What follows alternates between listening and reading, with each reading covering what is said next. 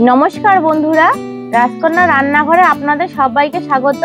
आजके आमी एकटी पटलेर निरामिष रेसिपि आपनादेर संगे शेयर करब, सेटी हलो पटल पोस्त। तो आपनारा शुरू थेके शेष अब्दि भिडियोटी देखते थाकुन, आशा करी आपनादेर भालो लागबे। पटल पोस्त बानानोर जोन्नो एखाने आमी 700 ग्राम पटल नियेछि। एखन आमी एगुलो केटे नेब। पटलगुलो आगे धुए नेब, तारपर केटे नेब।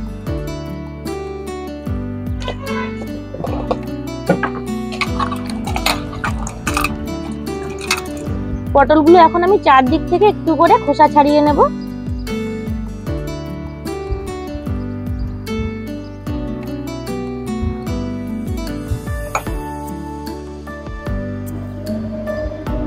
আর এভাবে মাঝখান দিয়ে চিড়ে চিড়ে দেব, তাহলে তেল মশলা ঢুকবে ভিতরে।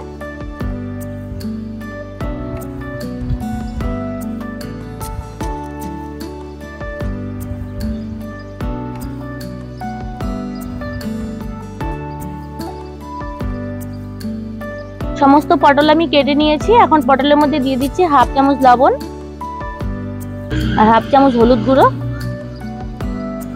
ভালোভাবে মাখিয়ে নেব লবণ হলুদের সঙ্গে পটলগুলো।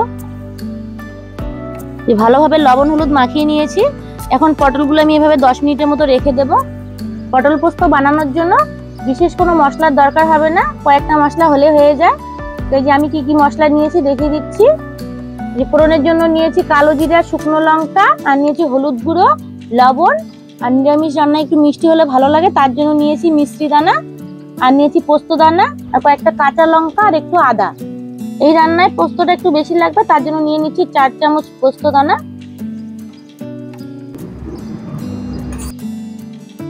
কাঁচা লঙ্কা আর আদাটাও একসঙ্গে বেটে নেব।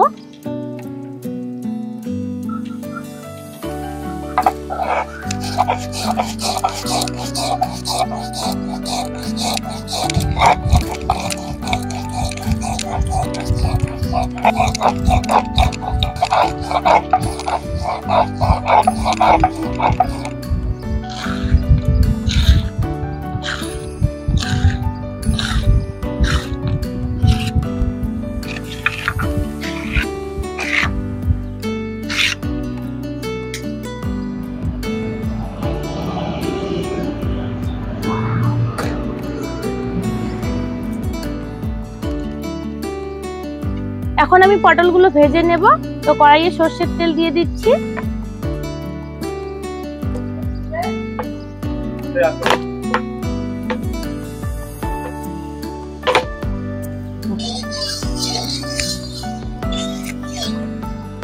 তেল গরম হয়ে এসেছে, এখন পটলগুলো দিয়ে দিচ্ছি।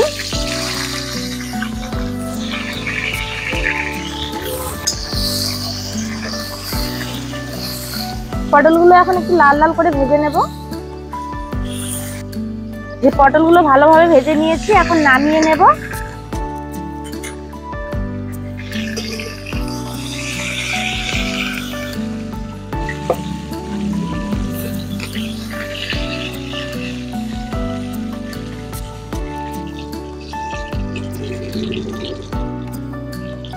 এখন এই পটল ভাজা তেলেই ফোড়নের জন্য দিয়ে দিচ্ছি শুকনো লঙ্কা আর হাফ চামচ কালো জিরে। যে ফোড়নটা হয়ে গেছে, এখন এখানে পোস্ত বাটাটা দিয়ে দিচ্ছি।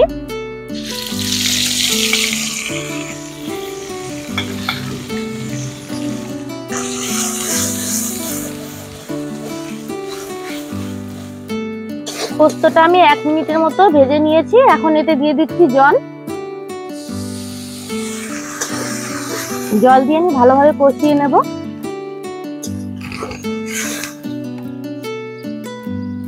মশলাটা কষিয়ে নিয়েছি ভালোভাবে। এখন পটলগুলো দিয়ে দিচ্ছি। পটলগুলোকে একটু মশলার সঙ্গে কষিয়ে নেব। পটলগুলোকে 2-3 মিনিটের মতো কষিয়ে নিয়েছি। এখন এতে আমি জল দিয়ে দেব।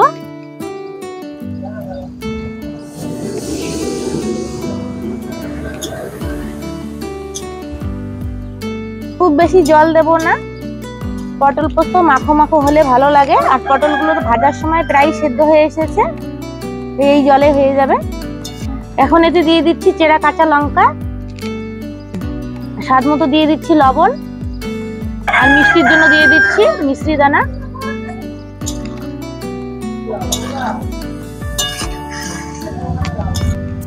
এখন 3-4 মিনিটের মতো ঢেকে দিয়ে রান্না করব। 3-4 মিনিটের মতো হয়ে গেছে, এখন ঢাকনা সরিয়ে নিচ্ছি। এই যে দেখুন গ্রেভিটা কতটা শুকিয়ে এসেছে। পটল পোস্ত কিন্তু একদম রেডি হয়ে গেছে, পটলগুলো ভালোভাবে সেদ্ধ হয়ে গেছে। পটল পোস্ত এই যে এরকম ভাবে মাখো মাখো করে বানাতে হয়, তাহলেই ভালো লাগে খেতে।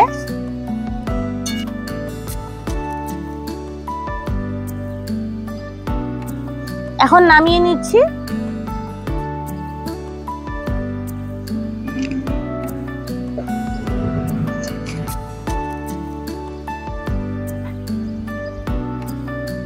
এরকম গরম গরম পটল পোস্ত গরম ভাতের সঙ্গে খেতে অসাধারণ লাগে।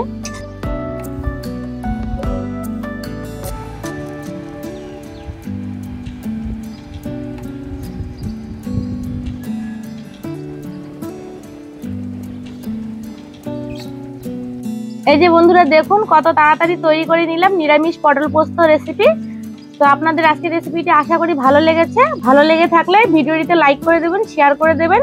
আর আমার চ্যানেলটিতে নতুন বন্ধু হয়ে থাকলে চ্যানেলটিকে সাবস্ক্রাইব করে দিয়ে আমার পাশে থাকবেন। তো ভিডিওটি এখানেই শেষ করছি। সবাই ভালো থাকবেন।